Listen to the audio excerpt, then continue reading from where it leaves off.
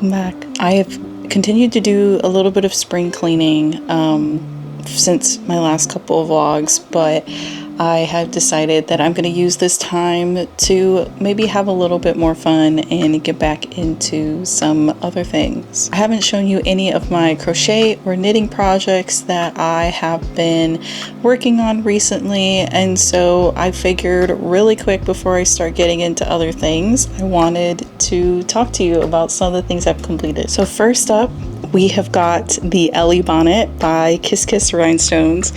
This thing has turned out to be just so absolutely cute. This yarn is such a dream. This is the Kremke Silky Kit. It was the mohair yarn that was recommended in the pattern. This worked up super quick.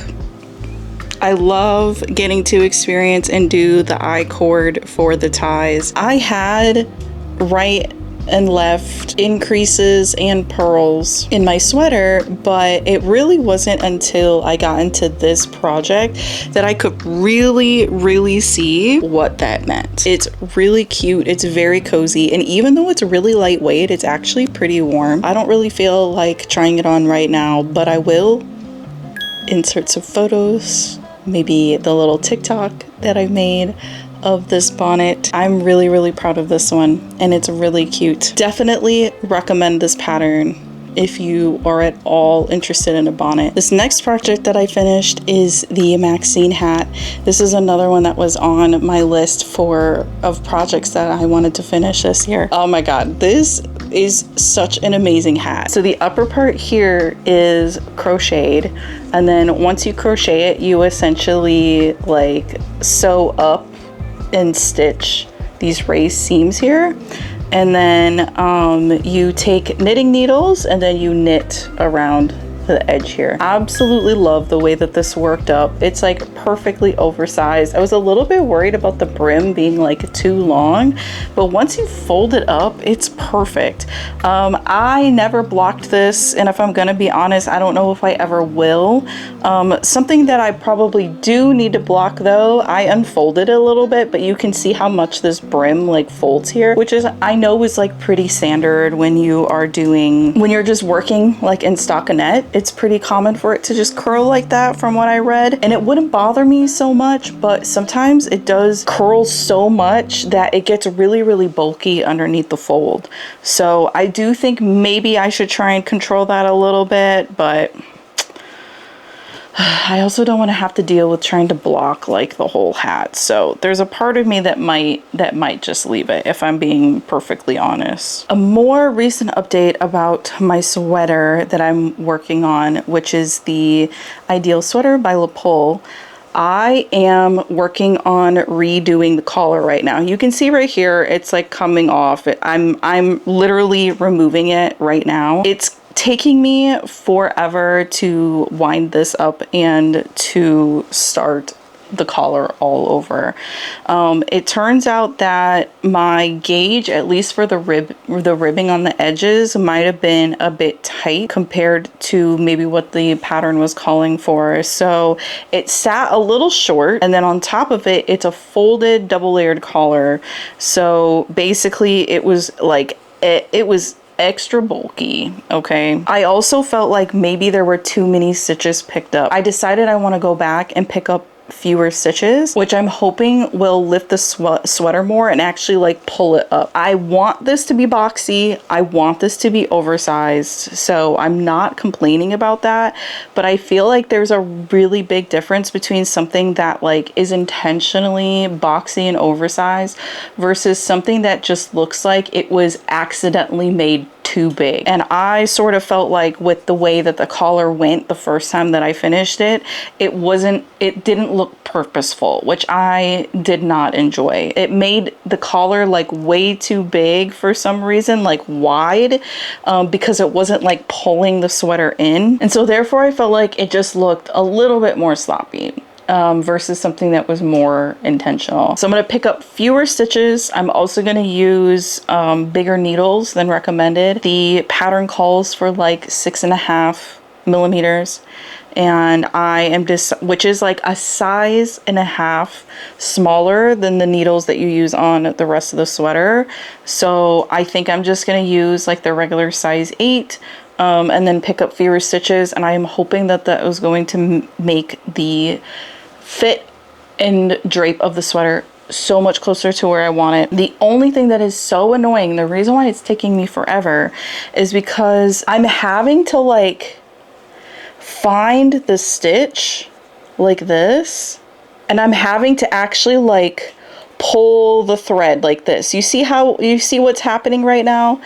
That is what I'm having to do to unravel this sweater. It is taking me forever. Like I don't understand why it's not as simple as just like ripping it and letting it go. And I haven't run into this before, and it makes me a little worried.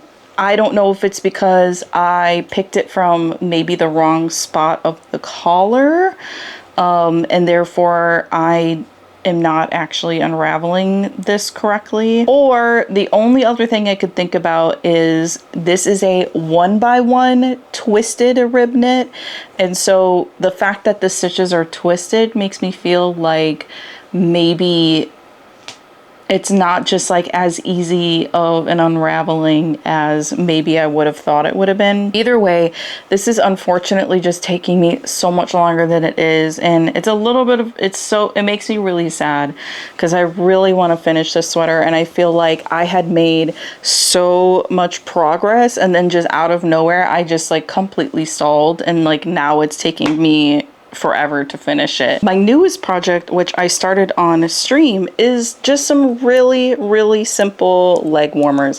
I know that these look really small, but honestly these stretch out. Look how much these stretch out. It's a very simple pattern. It's literally one that I just found on Ravelry. It's free, probably because it's literally just like knit 2, purl 2 until you get to the width and length that you want. This was a mildly frustrating project to start at first, I'm not gonna lie. The pattern itself is telling you to use more of like a DK weight yarn, more like a sport weight, and I ended up using this, and this is a big twist. It was one of the ones that I bought on my last Joann's trip, and this is worsted. So I also used a size bigger set of needles as well too, and that was so frustrating because the first time I made it, I didn't think about it and then made it way too big, and I got about to almost the same length as this,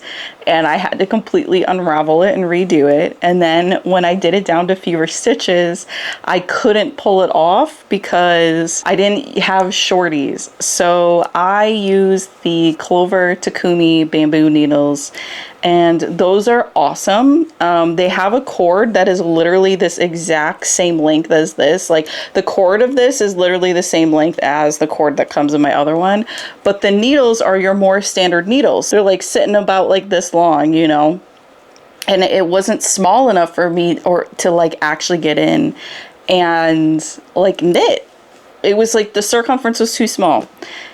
And for those of you that are like, oh, you should learn like traveling loop, or you should learn how to do magic circle or magic loop, whatever it's called. I always mix up crochet and knitting terms. I did try to learn it, and I am not joking when I say that I literally sweated my ass off learning how to do either one of those techniques. And I'm being so serious when I say I literally sweated. I was dripping. I had sweat underneath my armpits. I don't know why the knitting would cause me to sweat in that way, but it did. Unfortunately it did. I definitely think that I need to make the effort to learn to do magic loop, and I do want to learn it, and I do want to take time to practice it. Like, don't get me wrong, I want to so badly. I just didn't want to practice it in the context of making a pattern. So I think I just kind of want to pick up like maybe one of my old scrap yarns that I'm like not really using right now and trying to practice and learn the technique that way. In the meantime though, I did buy the these really pretty Knit Pick interchangeable needles. These are the shorty set. I'm a little bit sad about getting these because I didn't realize that these are still not even small enough to make socks with. I like just working in the round. And I really don't want to have to buy another needle set just to do socks, which is why I know that I need to spend time learning how to do magic loop. But at the same time, I also want to make enough socks that I really do want to get some sock interchangeable needles. But the only ones that I can find are the Chiaogu ones. Those are still like expensive. Like those are still like $90 needles, you know? And like, it's great because that would be more like specialty, but it just sucks and it makes me sad. I really thought that these would have been small enough. Like it, even when I read descriptions, people were like, I use them on socks, I use them on this, blah, blah, blah. This is still too big for socks. Like, what are people doing? I would say that what I'm experiencing right now is probably the most unfortunate thing about knitting. I feel like with crocheting, I feel like you get one set of hooks and you're done. Like you don't really need to just like go out and buy like different cord sizes and blah blah blah blah. And then when you get different cord sizes or you get a set of needles, you sit there and you think, oh, this can make everything, or oh, I'll be able to just go on the website and I'll be able to buy a like different size cord from the brand. No, this is the shortest cord that this brand makes. At the very least, I know that I will be able to use these on sleeves and things like that. Maybe some other hats that maybe would be a little bit too small for my other needle set. That is one thing I wish I would have known about being a beginner knitter, is that I wish there would have been more advice online as to what kinds of needles maybe you might want to make depending on the things that you want to make.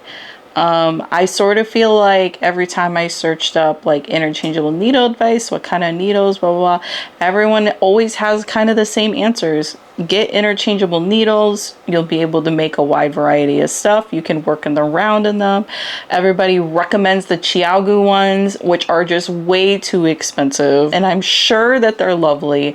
Someday I would probably love to own a set of those. But as someone who's like still learning, I probably didn't need it. That's the update on everything that I've started so far and everything I've made since the past few videos. Earlier today, I woke up and I got my nails done. I think they turned out so cute. They are very, very subtle. I would just like to point out that they are very subtle. I went with a very light sage green kind of color, and then there's a very light silver design that is over all of these, even some on like the sage fingers. Like you see how there's like a little sun here? It's very subtle, very, very subtle. So, you know, don't expect, but like I wanted to feel cute and I wanted to feel fresh. I wanted to feel bonita. I wanted to treat myself. I love the trend right now of people doing designs on short nails. I think it's incredible.